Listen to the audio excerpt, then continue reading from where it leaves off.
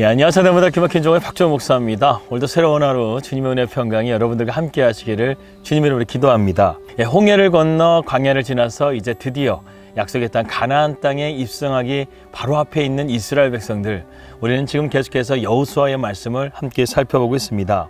이 여호수아를 중심으로 이제 가나안 땅을 정복하시기로 하나님은 이제 일을 행하시기 시작하는데요. 여호수아는 이스라엘 백성들이 얼마나 목이 곱고 하나님 말씀에 불순종하는 백성이라는 것을 모세를 통해서 함께 겪었던 사람이었습니다. 그러니 얼마나 이 여호수아의 마음 가운데는 이제 하나님의 명령은 떨어졌고 가나안 땅을 정복해야 되는데 얼마나 많은 걱정과 염려가 있었겠습니까? 하나님의 명령이지만 아마 여호수아도 정말 두려웠을 것입니다. 그런 여호수아에게 하나님은 뭐라고 말씀하시죠? 하나님이 함께 하시겠다고 말씀하십니다. 그래서 여호수아 1장 5절에서 6절 말씀이 여호수아에게 얼마나 큰 힘이 되었을까요? 내 평생에 너를 능히 대적할 자가 없으리니 내가 모세와 함께 있었던 것 같이 너와 함께 있을 것임이니라. 내가 너를 떠나지 아니하며 버리지 아니하리니 강하고 담대하라. 너는 내가 그들의 조상에게 맹세하여 그들에게 주리라 한 땅을 이 백성에게 차지하게 하리라. 하나님은 여호수아의 마음을 알았습니다. 충분히 이해했다는 것이죠. 그래서 내가 너희 곁에 있으니까 걱정하지 말고 용기를 가지고 담대하게 믿음으로 나아가라. 지금 이렇게 말씀하고 있는 것입니다. 이 가나안 군대가 아무리 견고하다 할지라도 또 아무리 숫자가 많다 할지라도 그들은 하나님의 상대가 될 수 없다는 것이죠. 하나님께서 이제 그러한 여호수아와 함께 행하시면서 이 가나안 땅을 이스라엘 백성들에게 주시고자 하신다는 것입니다. 그래서 시편에 보게 되면 이런 말씀이 있어요. 천만이 나를 둘러 진친다 할지라도 나는 두려워하지 않는다. 이런 고백이 있습니다. 아무리 수많은 적이 있다 할지라도 하나님이 함께 하시면 우리는 두려워할 필요가 없다는 것이죠. 우리가 여호수아를 통해서 한 가지의 원칙을 발견해야 됩니다.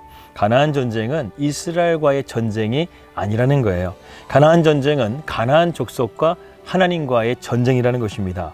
하나님은 이 전쟁을 진두지휘할 뿐만 아니라 직접 싸우시는 그러한 전쟁이라는 것이죠. 이스라엘 백성은 싸우는 신용만 할 뿐이었다는 것입니다. 하나님은 능하신 분이시죠. 그렇기 때문에 이 전쟁은 승패가 이미 결정된 전쟁이라고 할 수 있습니다. 그래서 가나안 주민들은요, 이미 이스라엘의 전설적인 그 이야기들을 통해서 간담이 녹아내렸다, 이렇게 성경은 기록하고 있습니다. 하나님이 이미 그들 안에 두려움을 심어 놓으셨다는 것이죠.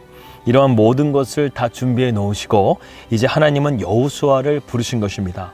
그러한 하나님이 지금 뭐라고 말씀하시죠? 내가 너와 평생 동안 함께 할 것이라고 말씀하고 있습니다.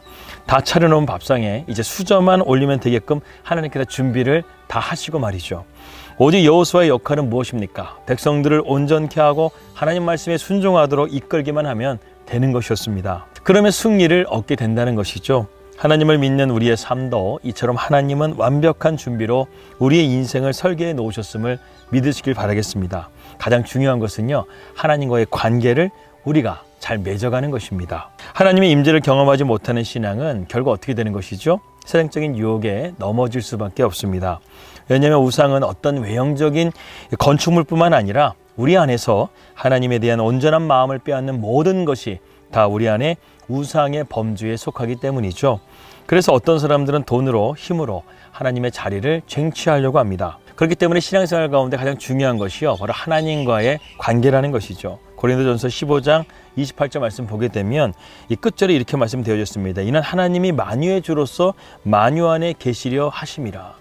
하나님은 어디에 계신다고요? 우리가 살고 있는 이 모든 세상 가운데 하나님이 계시고 있다는 것입니다. 그렇기 때문에 하나님은 어디에든지 거하신다는 것이죠. 그래서 시편 139편 7절에서 10절 말씀 보게 되면 하나님은 내가 새벽 날개를 치며 바다 끝에 거한다 할지라도 거기서도 주께서 주의 오른손으로 붙드시고 우리를 일으켜 주신다고 말씀하고 있는 것입니다. 그러므로 하나님의 자녀가 된 우리는 한 가지를 꼭 붙들어야 됩니다. 우리는 하나님의 임재를 피할 수가 없다라는 것, 하나님의 손이 우리를 붙들고 있다는 것, 이것을 꼭 잊지 마시길 바랍니다. 요나는 니느웨로 가라는 하나님의 명령을 거부하고 다시스로 가는 배로 갈아탔습니다. 그러고는 배의 가장 밑창에 숨어서 깊은 잠에 들게 되죠. 인간적인 마음에 이곳이면 하나님도 못 찾겠지, 이런 어리석은 생각을 하게 됩니다. 그런데 어떻게 됐나요? 하나님은 거기까지 찾아오셔서 요나를 깨우시고 더 시면의 깊은 곳으로 그를 내려보내시면서 하나님을 더욱더 간절하게 붙들게 하시는 것을 보게 되죠. 이 시면에서 깊은 곳이 어디입니까? 바로 물고기 뱃속이에요. 요나는 이 배의 밑창에 가게 되면 하나님이 자기를 못 찾겠다고 하면서 깊은 잠에 들었지만 나중에는 어떻게 됩니까? 자기의 삶이 고단하다 보니까 이 물고기 뱃속에서도 하나님이 자기의 기도를 들으신다는 그 하나님의 임재를 그는 경험했다는 것이죠. 그렇습니다. 하나님은 만유의 주로서 이 세상 어디에든 우리와 함께 하시고 어디에든 계시는 분이심을 믿으시길 바라겠습니다. 하나님은 성경 곳곳에서 우리와 함께 하시겠다고 누누이 말씀하시죠. 심지어 아들의 이름을 임마누엘이라고 하셨습니다. 하나님이 얼마나 우리와 함께 하고 싶은지 여러분 아시겠죠? 그런데 과연 우리가 그 거룩하신 하나님과 함께 할 수 있는 그러한 존재입니까? 아니라는 것이죠. 그럼에도 불구하고 하나님은 우리의 죄와 우리의 약점, 우리의 허물을 다 끌어안으셨다는 거예요. 하나님을 떠나 도망치고 배역하고 반역한 우리에게 하나님은 다가오셔서 우리를 구원의 자리로 이끌어 주셨다는 것입니다. 사실 임마누엘이라는 이름의 그 뜻을 보게 되면 하나님의 무서운 집념을 우리는 볼 수 있습니다. 어떠한 대가를 지불해서든 우리를 건져내시기 원하시는 하나님의 열심, 하나님의 특심이 이 안에 들어있다는 것이죠. 그래서 임마누엘이라는 말은 우리가 쉽게 부를 수 있는 말이 아니에요. 우리가 이 이름을 듣게 되면 가슴이 떨려야 됩니다. 우리는 정말 사랑받을 만한 것이 아무것도 없음에도 불구하고 우리를 구원으로 이끄시는 예수님의 그 뜨거운 열심, 뜨거운 사랑, 그 사랑을 우리는 느끼면서 이 이름을 불러야 된다는 것이죠.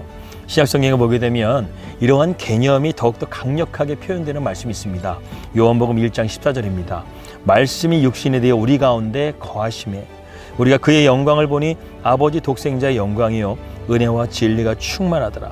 하나님 아버지의 영광과 은혜와 진리가 충만한 것이 우리 안에 거하신다고 말씀하죠. 그것이 바로 무엇으로 거한다는 것입니까? 하나님의 말씀으로 거한다는 것입니다. 하나님은 우리 안에 말씀으로 거하시면서 우리가 고통받고 절망하고 방황하고 아파하는 우리의 인생 가운데 찾아오셔서 우리의 인생 가운데 들어오셔서 친히 우리 안에 거하시면서 우리의 삶을 붙들어 주시고 일으켜 주신다는 것이죠. 그래서 하나님은 우리의 눈물, 우리의 한숨, 탄식, 절망의 한가운데서 찾아오셔서 임마누엘, 우리와 함께 하십니다.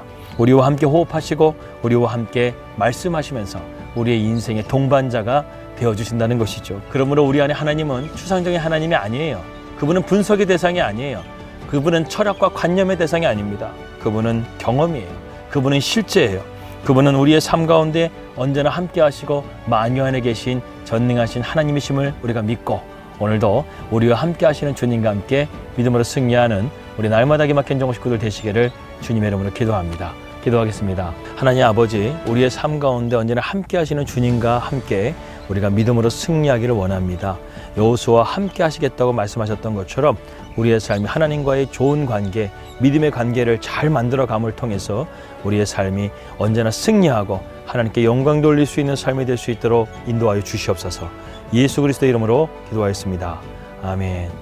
평안한 주말 되시고요. 저는 다음 주 월요일 날 찾아뵙도록 하겠습니다. 우리 믿음으로 승리합시다. 할렐루야.